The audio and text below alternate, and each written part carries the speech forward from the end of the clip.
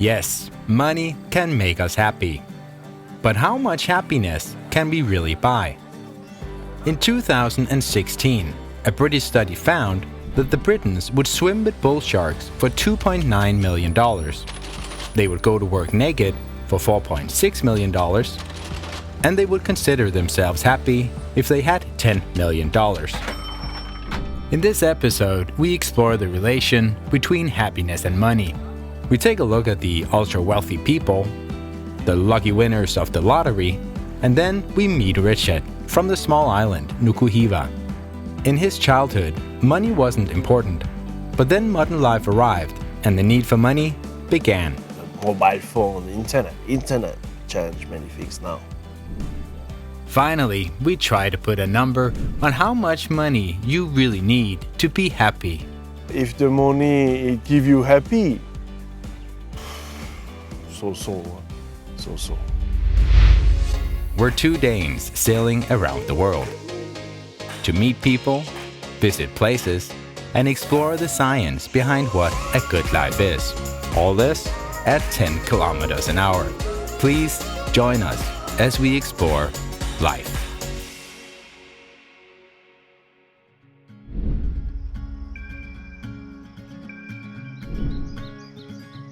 This time we have anchored our boat in Nuku Hiva, in the Marquesas Islands, to meet the residents both under the water and above. Here we meet Richard. He grew up on the island and has the traditional Marquesan tattoos to prove it. He lives with his family in a house on the hills with a garden filled with everything the family needs. Here you have some avocado. So many types of avocado here. We have maybe 8-9 types. Then here it's a noni fruit. Here is the limes, wild basil. When I was child, there's no electricity at home, so no congelator, no freeze, no need a lot of money. So more close to the nature. So each family that time give a son to go and hunt cows, for example, and then we dispatch the meat to each house, each family. And then the next days, we change, go fishing. So it was not really touched by the modernization. But then, modernization started slowly creeping in. I saw nearly everything's arrived. So electricity arrived, then the radio cassette arrived, CD arrived, television arrived, and is something new, so very interesting for us. We didn't have that. So, but to have that, things like that, then we understand that you need money. So the money is part of the life now. But how much does money actually matter? To help find some answers, we once again pay a visit to Meik Wiking, CEO of the Happiness Research Institute in Denmark. Money does matter for happiness, but less than we think. And also, what we can see in the data is, yes, on average, richer people are happier, but the mechanism here is being without money is a cause of unhappiness. So going from low income to middle income, big impact on happiness. Going from middle income to high income, still an effect, but less of an effect. So, first piece of cake, wonderful. Piece number 8, not so great as the first one, and it's the same with money.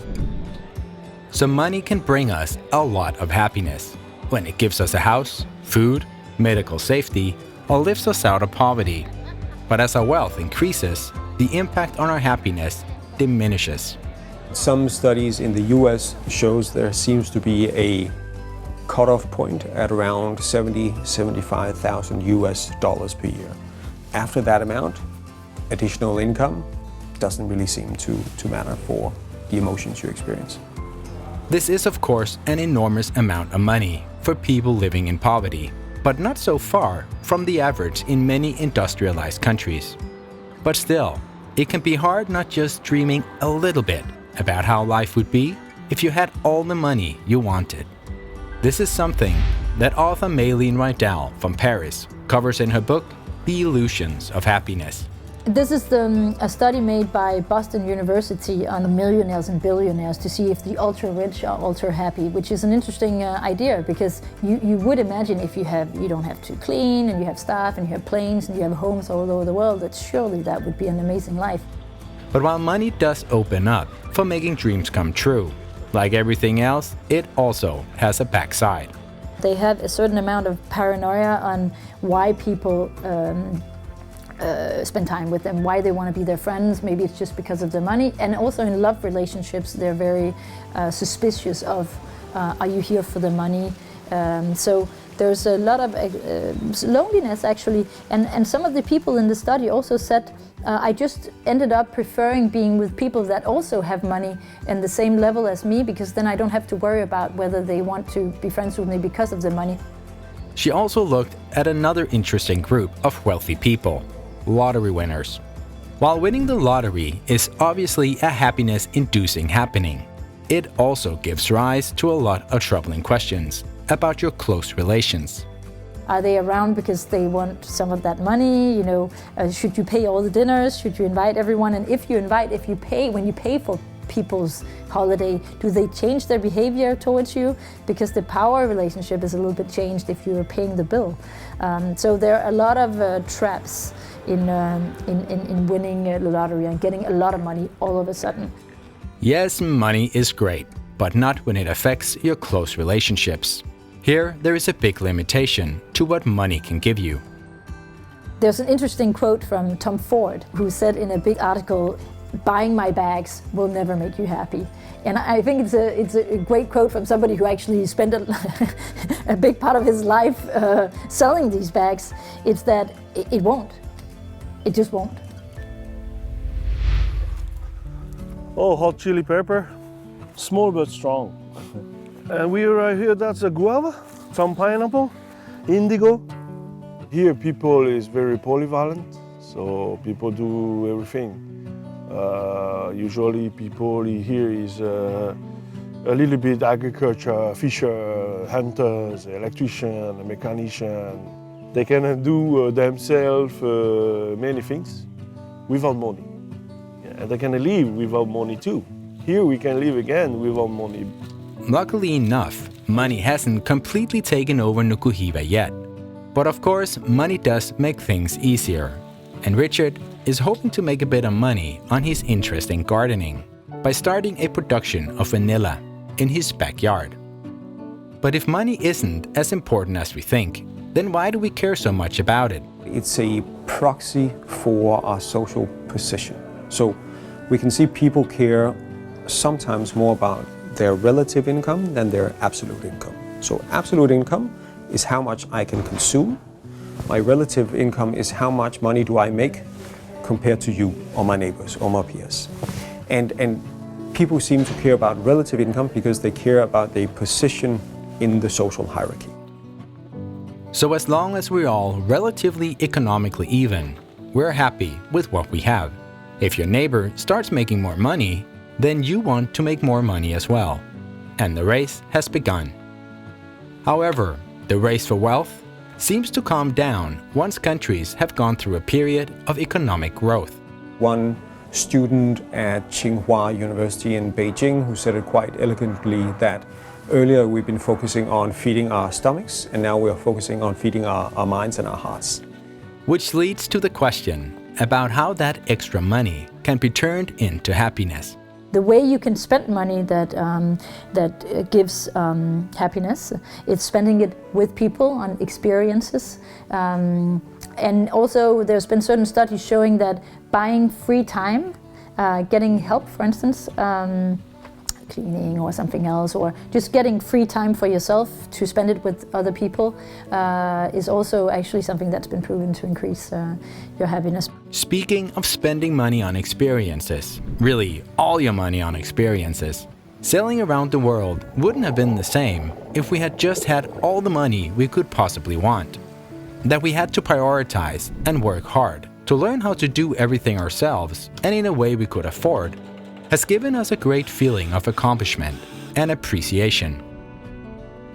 Now, Coming back to the ultra-rich, the American billionaire and philanthropist Chuck Feeney is a great example of yet another way that money can be turned into happiness. Despite all his wealth, Chuck has long had a dream about dying poor. So during the last 37 years, he has donated $8 billion to charity. Now he has nothing left, but considers himself as happy as he could possibly be. His work has inspired 40 of America's wealthiest people to give more than half their wealth to address some of society's most pressing problems. Money can create happiness if you spend them right. Banana plantation. We have about 10 types of bananas. Many types of coconut too. This one is a breadfruit, cherry tomatoes. This one is watermelon. Back in Nuku Hiva, we asked Richard what he would like to do if he won the lottery. To travel, to see the world. To take my children to the snow, for example. Help maybe the town hall because we don't have the drinkable water. So help the town hall to get drinkable water for everybody. I really hope that Richard wins the lottery someday. Even though the old moneyless days have their benefits, so does the new times. I don't want to cut again a big tree, to dig the holes, to make an outrigger to go to sell. No, it's finished. So remember that money is indeed an important element of a good life, but only to a certain level. If you're close to the $75,000 per year, then you have the luxury to start thinking about how to turn that extra money into happiness by helping others, or spending them on time and new experiences with friends and family, or simply having more time to do what you like to do. Tapioca. This is a cacao tree. Papaya.